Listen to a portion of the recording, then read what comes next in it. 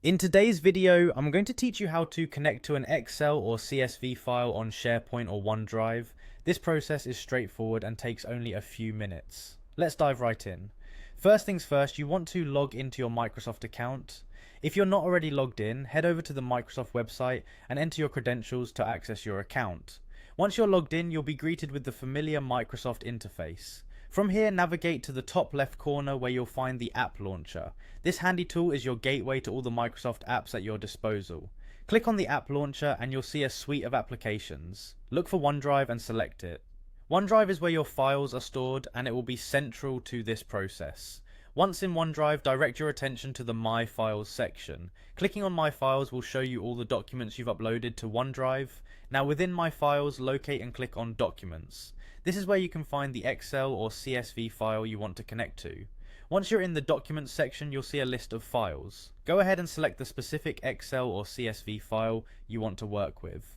After selecting your file, your next move is to click on Details. This is crucial because it provides additional information and gives you the path or the URL of your file, which you'll need shortly. Scroll down to find the path and copy the URL. This URL is essentially the address to your file, allowing Excel to access it directly from OneDrive.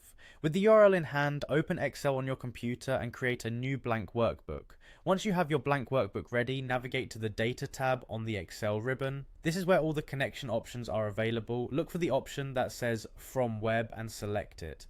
This option allows you to import data directly from a web source, which in this case is your OneDrive file. In the dialog box that appears, paste the URL you copied from OneDrive.